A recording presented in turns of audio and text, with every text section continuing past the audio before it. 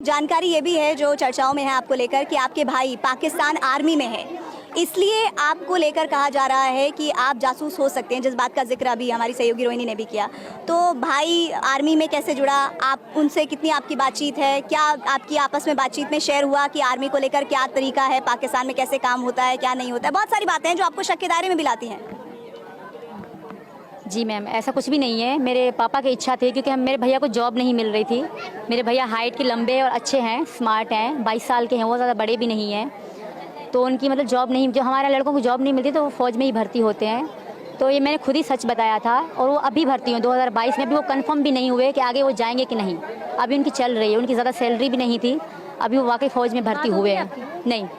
और आप हिंदुस्तान में आ चुकी हैं, बताया आपने? नहीं, मैं किसी को, मेरे घर वालों को किसी को पता नहीं था। मेरा लड़का हुआ था तो इनके गांव में कत्ल आम है, लड़की को मारना बिल्कुल ही आम है। इनके जो इनका गांव है ना जेकमाबाद, वहाँ लड़की को मारना जैसे मच्छर मार दिया आपने, ऐसे है, मार देते हैं। और कोई उनको रोने भी नहीं देते परिवार को। पाकिस्तान में अभी कहाँ रह रही हैं? मैं कराची शहर में शादी के बाद, इसी डर से मैं हैदर साहब के साथ रह रही हैं? जी, इसी डर से मैंने हैदर से रिक्वेस्ट करी कि हम यहाँ नहीं रहेंगे, क्योंकि कल हमें बच्चे होंगे तो उन पर क्या असर पड़ेगा। वहाँ स्कूल भी नहीं है, पहली बात कोई भी मतलब वो नहीं है। जैसे शहर होता है, बहुत दूर शहर है जेकमाबाद, ये बिल्कुल जंगल में रहते हैं, क्योंकि सब किराए में लड़कियाँ मारते हैं। यहाँ पे आम था लड़की। कितने बच्चे हैं? मेरे 4 बच्चे हैं मैम। तो आप अभी हैदर साहब को, जब बच्चों के बाद तो रह रही थी ना आप कराची में, हैदर साहब के साथ ही रह रही? नहीं, हैदर सऊदी अरब में 19 में वो चले गए थे। अब 2019 में चले गए? जी, अब तक नहीं आए थे। और 2019 में ही आप नेपाल गई थी? नहीं, मैं 2023 में आई थी मैम। शुरू में मैं 20 में इनसे मिली थी। शुरू में मेरा कोई इरादा नहीं था कि मैं इनसे इतना प्यार होगा या मैं यहाँ पे आऊँगी, ऐसा कुछ भी नहीं था हमारे बीच। हम खाली फ्रेंड थे, फ्रेंड ही रहे 1 साल 1.5 साल तक। फिर जब मतलब मुझे लगा, और मेरे पापा की डेथ होने के बाद खास तौर, तो मैं अकेली सी हो गई मैम। कब हुई डेथ? उनकी 2022 में हुई थी, दिसंबर में।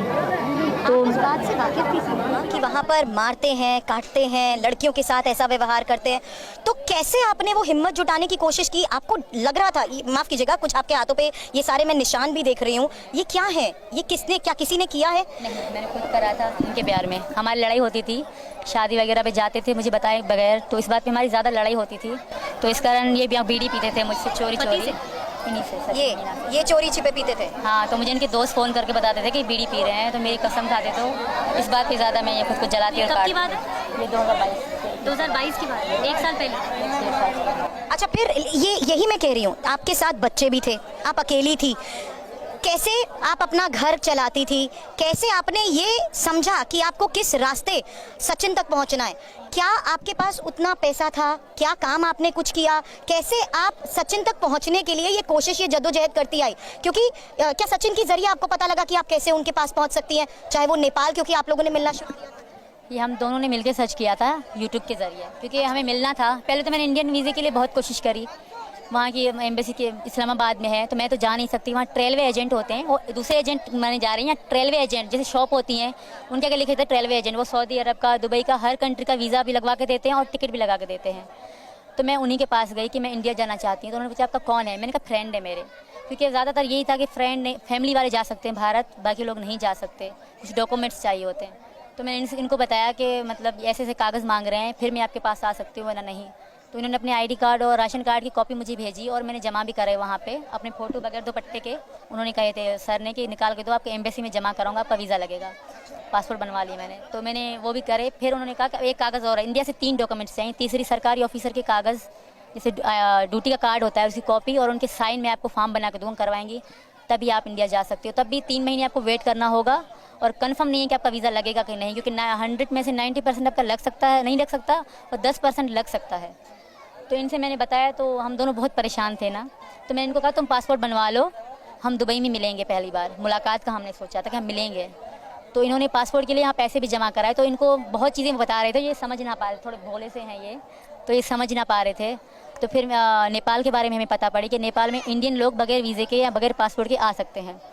तो मैंने इनको बताया कि मैंने कहा तुम नेपाल आ जाओ। इन्होंने भी सर्च मारा था, तो मैंने भी अपना वीज़ा नेपाल का लगवाया। मैं अकेली आई इनसे मिलने के लिए 10 मार्च को। बच्चों की परवरिश करना, 4 बच्चों की परवरिश करना, खुद का घर चलाना, रोजी रोटी कैसे कोशिश करती थी? पैसे कैसे?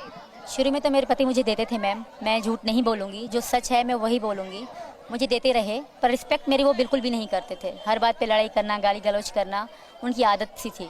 परिवार के वीडियोस वगैरह भी देखे हैं और सब यही मानते हैं कि आप बहुत साधारण परिवेश से, साधारण परिवार से आती हैं, इसीलिए आपकी कहानी शायद बहुत सारे लोगों को उत्सुक भी करती है कि ये सब कैसे मुमकिन हो गया। और बहुत ज़्यादा लोग पूछते हैं, उनके मन में ये उत्सुकता आती है कि क्या आप बॉलीवुड की फिल्मों से भी इंस्पायर्ड हैं, कि क्या फिल्में बहुत ज़्यादा देखती हैं, क्योंकि कई बार उनको लगता है कि ये सब शायद हम लोग फिल्मों में ही उम्मीद करते हैं कि ऐसा कोई लड़की कर देगी, वो प्यार में इतनी पागल होगी कि वो सीमाओं को तोड़ते हुए वो ऐसे इधर से उधर चली जाएगी। ये कैसे हो गया, कैसे संभव हो गया? अभी भी बहुत सारे लोगों के लिए मुझे लगता है अनएक्सपेक्टेड है।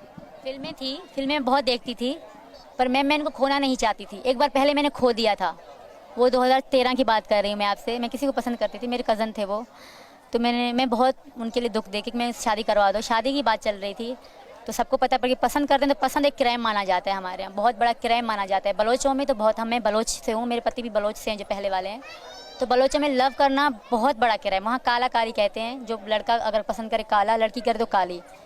तो लड़की को लड़के को तो नहीं मारते, लड़की को मारा जाता है, तो वो रिस्पेक्ट पे बात आती है। और इसी कारण अभी मेरे पति जो चिल्ला रहे हैं, इसी कारण चिल्ला रहे हैं क्योंकि उनकी नज़र में मैं काली हूँ, तो इनके साथ रहना मेरे लिए सही नहीं है।